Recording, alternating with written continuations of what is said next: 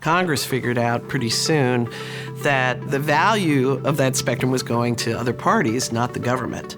So that really helped fuel an interest in spectrum auctions. There was a lot of concern about, the auctions are only going to go to those who pay the most. Spectrum is a scarce resource, and those who value it the most are going to pay the most, for sure. People are saying to me, you're going to create from scratch the entire structure of the digital cellular industry because there were 0 digital cellular subscribers in America. And I'm like, this is really cool. How do you do this? And they said, look, what we need to do is have an auction the kind of which nobody has ever run in history. I'm like, you have to be kind of young and dumb to say that this is a good idea. So I was young and dumb, and I said, sounds fine to me. The FCC was trying to figure out what kind of auction to use. They made extensive references to my theoretical work. And they asked me if I could help them with this. We came up with the proposal of the simultaneous multiple round auction. So the simultaneous auctions involved both different bands of spectrum and also different geographic locations. This coterie of game theorists at Stanford, they really were the epicenter of thinking about how you play really complex games to some optimal result. So what's the game?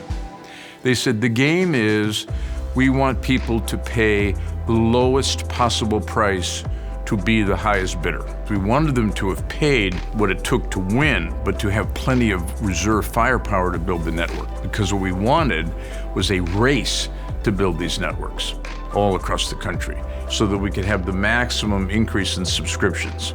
This was a pretty revolutionary idea at the time. The critics thought it was completely impossible, much too complicated to do. And I remember coming to the FCC with a 3.5-inch disk with linked Excel spreadsheets and said, it isn't that complicated. Here's a spreadsheet in which the bidder could put in bids for the multiple things.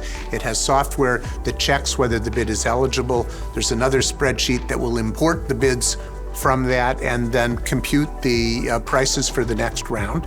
And you can do this at scale. No one's ever done this except in laboratory tests and on pieces of paper. But what we're going to do is run this on a first-time only basis, and we're going to raise billions and billions of dollars. And of course, if we fail, it's basically going to be a career-ending move for you. Great, sounds great. What if we succeed? They said, I don't know. So we knew what the stakes were. What we didn't know was whether or not we could pull off this auction that would jumpstart the whole thing.